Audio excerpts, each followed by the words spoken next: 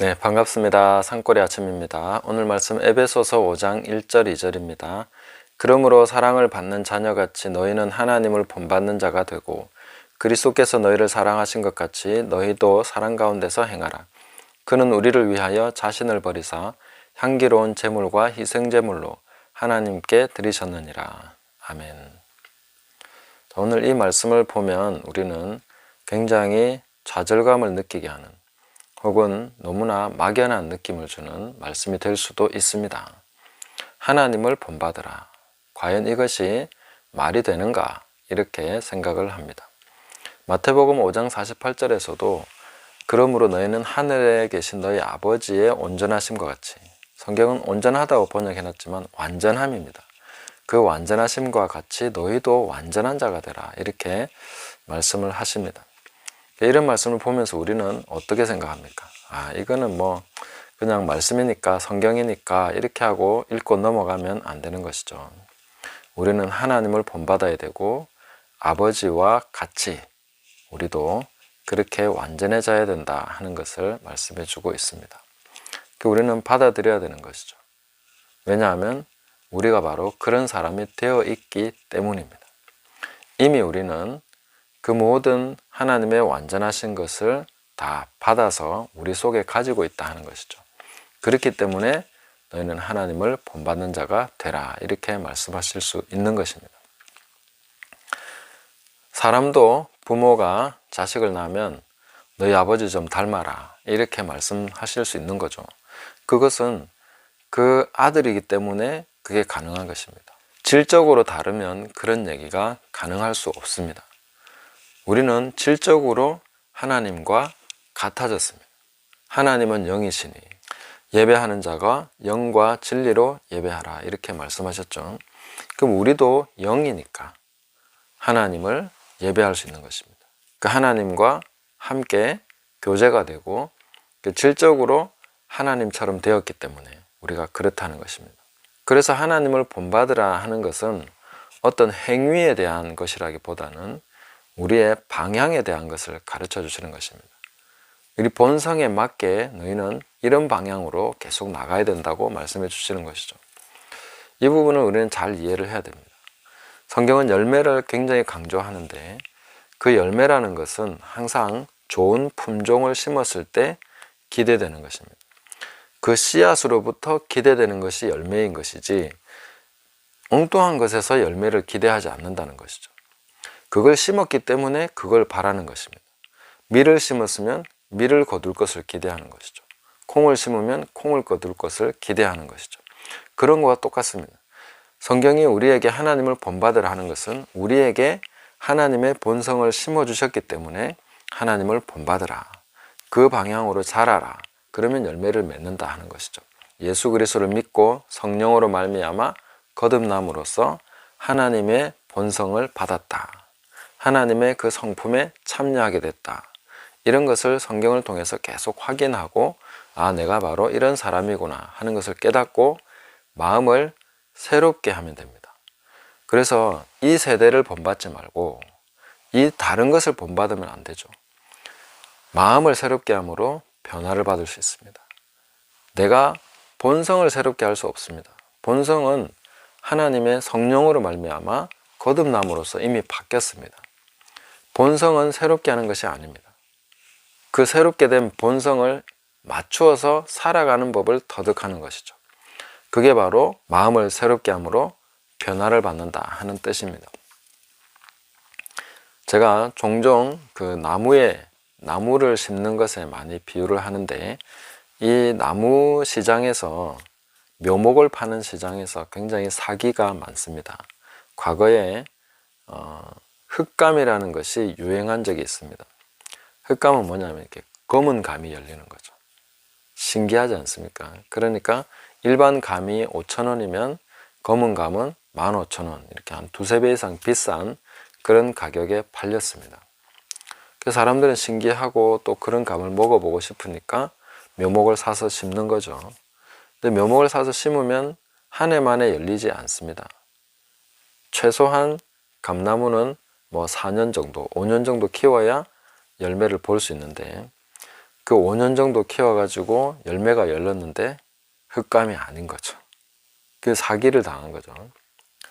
그래서 우리가 열매를 맺으려고 애쓰라는 말은 성립이 되지 않습니다. 열매를 맺으려고 애쓸 수가 없습니다. 아무리 애써도 열매 맺히지 않습니다.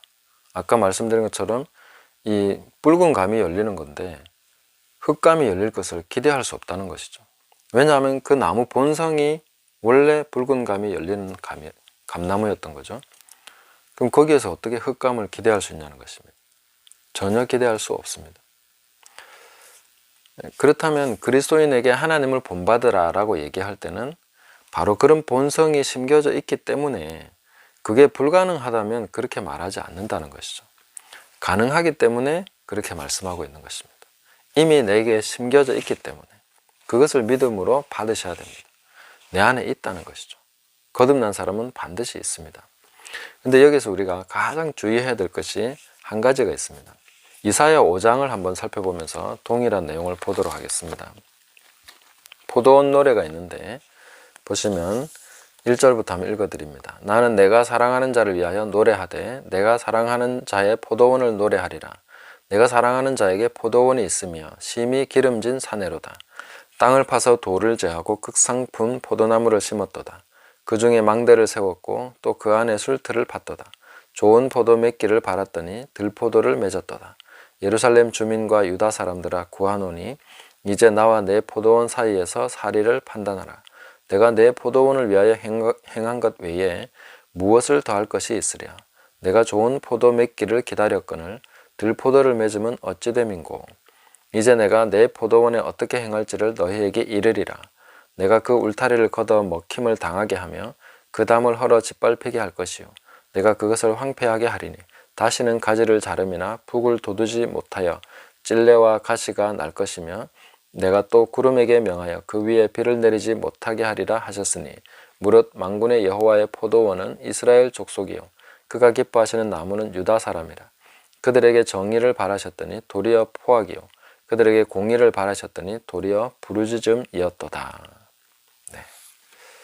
그러니까 하나님께서 기대하신 열매가 있는데 그 열매를 기대하신 이유는 극상품 포도나무를 심었기 때문에 그걸 기대했다는 것이죠. 가장 좋은 것을 심었으니까 그것을 기대할 수 있었고 가장 좋은 준비를 해서 가지를 잘라주고 할 수 있는 것을 다 했다는 것입니다. 그런데도 들포도를 맺었다. 그러면 이제 그 나무는 필요 없는 것이죠. 근데 어떻게 해서 이런 일이 생기느냐 하는 것이 중요합니다. 하나님께서 극상품을 심었다면 그 품종이 좋은 걸 심었는데 들포도가 맺을 이유가 없는 것이죠. 그 단 한 가지 이유는 바로 간음입니다. 음행이라는 것입니다. 음행 때문에 잘못된 열매를 맺습니다. 우리가 신앙생활 하면서 음행이라는 것을 굉장히 주의해야 됩니다. 음행에 대해서 뭐라고 말씀하십니까? 창기와 합하는 자는 그 창기와 한 영이 되는 줄 알지 못하느냐. 같은 영이 되어버린다는 것이죠. 굉장히 본질적 변화가 된다는 것입니다. 주와 합하는 자는 주님과 한 영이 되는 것이고 창기와 합하면 창기와 한 영이 되는 것이고 우상과 연합하면 우상과 한 영이 되는 것이죠. 그러니까 한 영이 된다는 것은 다른 질적인 열매를 맺어내게 되는 것이죠. 그러니까 아내가 간음을 하면 남편의 아이를 낳는 게 아니라 간음한 자의 아이를 낳게 되는 거죠. 다른 열매를 맺는다는 것입니다. 이것이 우리가 영적인 세계에서 가장 극히 경계해야 될 부분입니다. 그래서 오늘 본문에서 너희가 사랑을 받는 자녀같이 너희는 하나님을 본받는 자가 되라 이렇게 말씀하시는 것은 하나님을 계속 집중하면서 그분께 친밀하게 하고 그분을 계속 바라보고 그분을 본받으려는 마음을 가지고 그쪽을 향해서 계속 바라보고 나갈 때 음행을 피하게 되는 것이죠. 하나님과 연합이 되는 것입니다. 그리스도께서 너희를 사랑하신 것 같이 너희도 사랑 가운데서 행하라. 그 그리스도의 사랑, 내가 받은 사랑, 그것을 계속 생각하고 거기에 집중하고 그 안에 거함으로써 우리는 음행하지 않게 되고 정상적인 열매를 맺게 됩니다. 내 안에 주신 그 씨앗, 그 품종에 따라서 그 유전자를 따라서 열매를 맺을 수 있게 된다는 것입니다. 이것은 하나의 원리를 얘기해 주는 것입니다. 어떤 방법적인 면이 아니라 본질적인 것을 얘기해 주고 있는 것입니다. 그래서 그는 우리를 위해서 자신을 버리셨다. 향기로운 제물과 그 희생 제물로 하나님께 드리셨다라고 말씀해 주시면서 그 사랑 안에 거해라 라고 하시는 것은 딴 눈 팔지 말라, 음행하지 말라, 우상이나 다른 세상의 것을 보지 말라, 그걸 본받지 마라, 하나님을 본받아라, 하나님을 계속 바라봐라, 하나님 그 가운데 거하라 라고 말씀하고 있는 것입니다. 그래서 우리가 이것을 하지 않으면 음행을 하게 되는 것입니다. 돈이나 세상의 어떤 다른 것이나 그런 것을 쫓아갈 때, 그런 것을 본받아 버릴 때에 음행하기 때문에 다른 열매가 나오는 것입니다. 음행하지 않으면 하나님께서 우리 본성에 주신 그 열매를 그대로 맺게 됩니다. 그러면 우리가 열매 맺기 위해서 뭐 해야 됩니까? 할 것이 없습니다. 음행만 하지 않으면 됩니다. 내가 열매를 맺기 위해서 뭔가를 해야 되는 것이 아니라 오히려 하지 않아야 되는 것들이 많은 것입니다. 하지 않으면 열매는 저절로 맺히는 것입니다. 그래서 예수님께서는 사람이 나를 떠나서는 너희가 아무것도 할 수 없다. 가지가 포도나무에 붙어 있으면 열매를 많이 맺게 된다라고 말씀하십니다. 붙어 있으면 되는 거죠. 그러면 영적인 공격이라는 것은 어떻게 오겠습니까? 그 붙어 있는 것을 떼내기 위해서 계속 오는 것입니다. 내가 주님께 붙어 있는 것, 내가 그 아버지를 본받는 그 여정 가운데 있는 것에서부터 계속 벗어나게 하려고, 떼내려고 오는 것입니다. 분리시키려고 오는 것입니다. 우리의 모든 싸움은 뭡니까? 그러면 아버지께 붙어 있는 것, 예수님께 붙어 있는 싸움이 가장 큰 싸움입니다. 그래서 붙어 있기만 하면 열매를 맺으니까. 그 아버지를 본받아라, 그리스도를 본받아라, 그 사랑 안에 거해라 하는 것은 계속 그 안에 붙어 있으라는 것입니다. 그걸 떼내기 위해서 어떤 것으로 계속 옵니까? 나에게 정말 용서하지 못할 만한 그런 일들이 자꾸 생기고 뭔가 다른 쪽으로 시선을 끌게 하고 이런 일들이 계속 생기는 것이죠. 그럼 그것으로부터 돌이키고 또 돌이키고 하는 것이 바로 영적인 싸움에 있어서 굉장히 핵심적인, 아주 핵심적인 부분이라는 것입니다. 그 사랑 안에 거해라, 그분을 본받아라, 예수 그리스도를 바라보라, 예수 그리스도를 깊이 생각하라, 그분께 가까이 나아가라.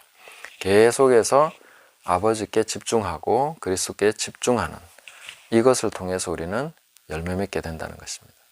뭐 이렇게 함으로써 붙어 있는 것이 아니라 이미 붙었기 때문에 떨어지지 않으면 됩니다. 내가 뭘 해서 붙는 것이 아니라 붙어 있는 것이 안 떨어지게 하는 것입니다.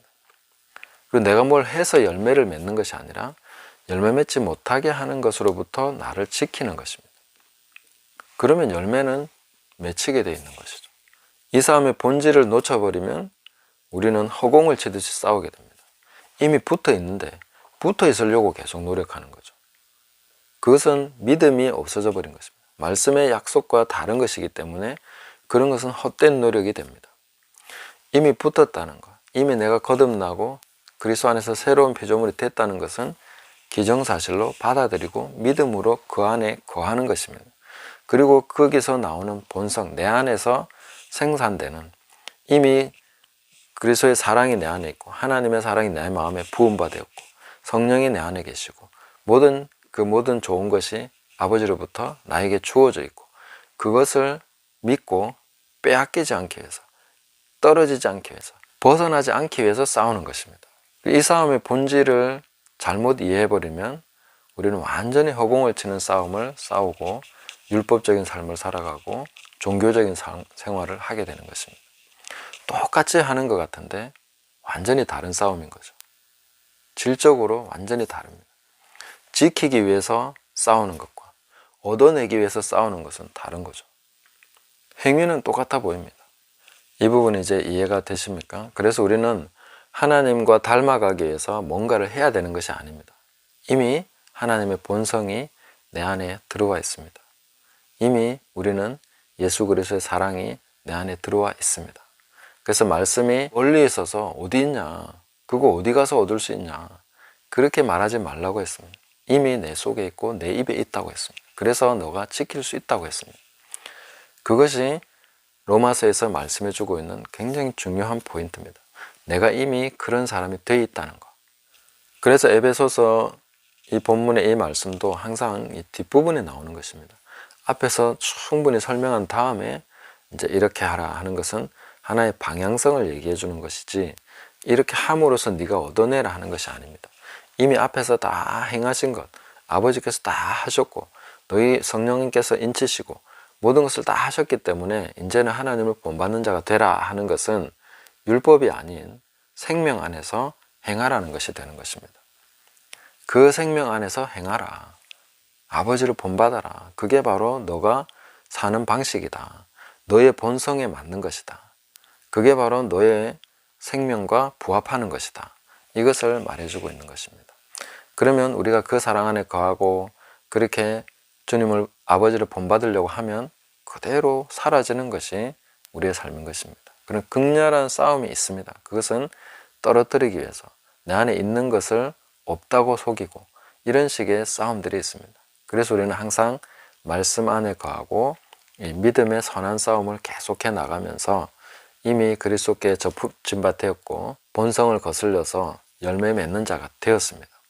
거기에 거할 수 있도록, 그 사랑 안에 거할 수 있도록 진리와 부합하지 않는 생각들은 우리가 끊어내야 되는 것이고, 또 그 사랑과 부합하지 않는 것은 우리가 거부해야 되는 것이고, 계속해서 사랑으로, 계속해서 믿음으로 그 말씀을 중심으로 해서 그렇게 살아가라고 말씀해 주시는 것입니다. 그래서 이것을 뭐 어떻게 해서 본받아라 하는 것이 아니라 너의 생명이 바로 그런 생명이니라, 그리고 그렇게 살아야 되는 것이 바로 너 자신이다 라고 그렇게 말씀해 주고 있는 것입니다.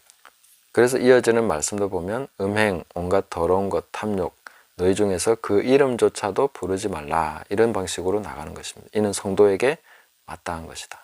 너희한테 부합하는 것이 뭐냐? 네 생명에 부합하는, 너 존재에 부합하는 것은 무엇이냐? 그것을 깨달아라. 하나님을 본받는 것이다. 그렇게 말씀해 주고 있습니다. 그래서 우리 다 함께 하나님을 본받고 그리스도의 사랑 안에 거하는 그런 삶을 살아가면서 거기로부터 떼어놓으려고 하고 거기로부터 흔들어 놓으려고 하는 모든 다른 것을 우리가 버리고 배격하면서 그 길을 담대하게 믿음으로, 기쁨으로 나아가는 저와 여러분 되시기를 예수님의 이름으로 축복합니다. 감사합니다.